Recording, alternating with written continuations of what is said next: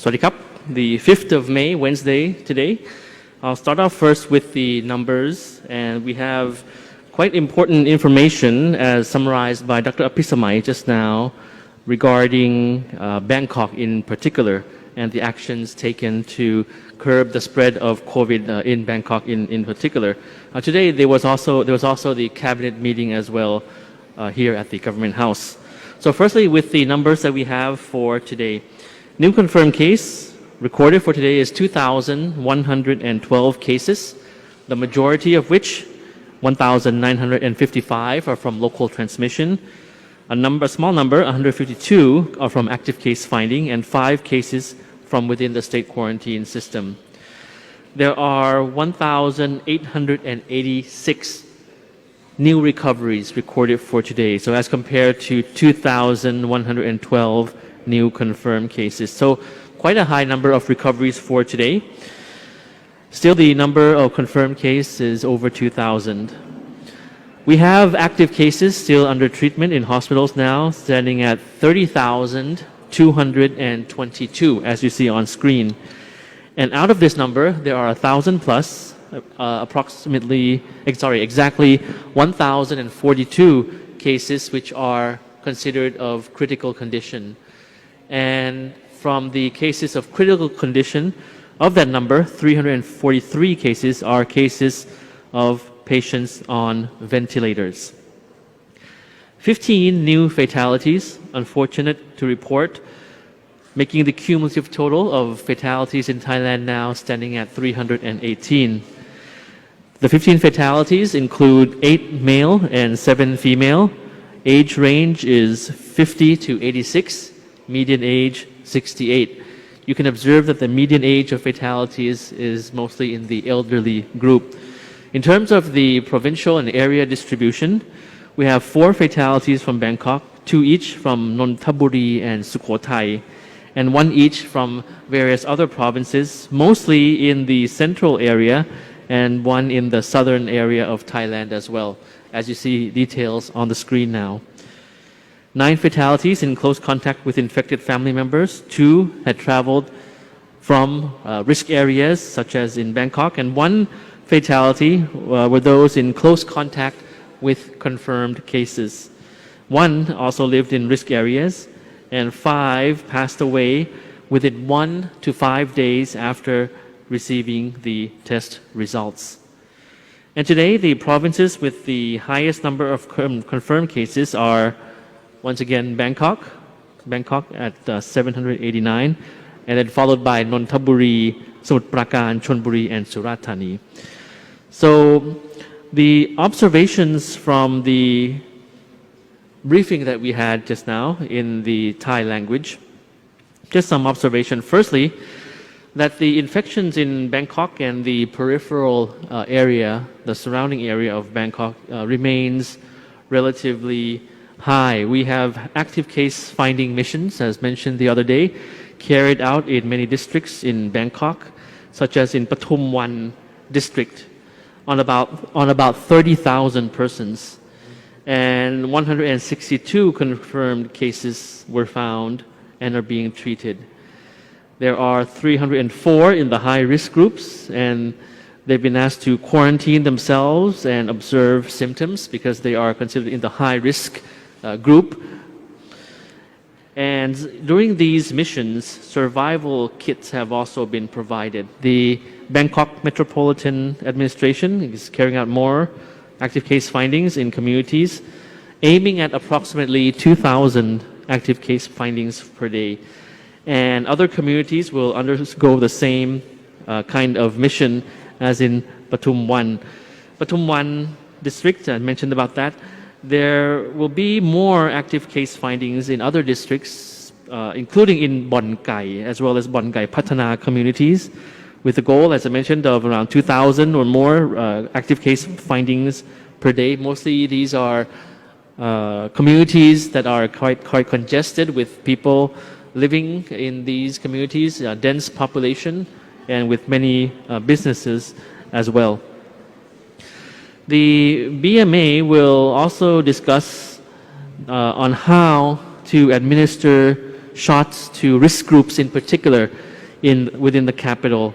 And they plan to provide a large number of vaccinations per day. Locals are encouraged to follow the reports and information accordingly because their district might be at risk at the moment. And of course, the Bangkok Metropolitan Administration expresses their heartfelt gratitude for the public health volunteers and for the understanding of the people within the communities in various districts in Bangkok as well. So the Prime Minister yesterday had signed a very important order yesterday, ordering the CCSA to specifically set up a body in Bangkok, for Bangkok, so that units can work together strongly and in a more integrated manner. Now, in general, there are 5 subcommittees within this body, so we'll call it in English perhaps the CCSA for Bangkok, so Bangkok specific missions of the CCSA. So 5 sub-bodies within this. First is on general management, second is for the operations in carrying out the testing, second is for management of infected persons and risk groups, that's third, fourth is area management, and fifth is for vaccine management. So this new body will act as the management center for Bangkok, and it will also manage hospital beds and also the gathering of information on the virus with the participation and contribution of the 50 district chiefs within Bangkok as well, the administrators of the 50 districts in Bangkok as well. It's very important to have their hands-on cooperation. And also, plus, there will also be the setting up of an advisory board made up of public health professionals to advise this setup, this body, in taking care of the case in Bangkok in particular. So it hopes to curb the spread of the virus within the capital city. Just note that right now there had actually been found the COVID variant that was first found in Brazil.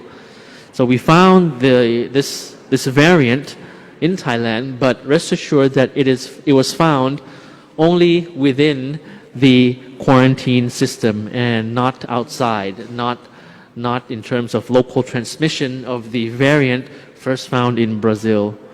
We found this in Thailand, but within the state quarantine system. Also, since we've always been talking about the coordination centers, the field hospitals, with the cooperation from many agencies, private sector as well, one agency which has helped set up a coordination center is actually the armed forces, the military. To combat the spread of COVID, they have set up a new prevention center, and this center will operate 24 hours daily, and we'll have I think, a slide coming up soon on that. So this center will act as a call center to help gather information from infected persons and relay information to the local public health authorities. And the authorities will then put the infected person or those at risk into the treatment system and help move them to hospitals. And just now there was a hotline shown on screen and some images there.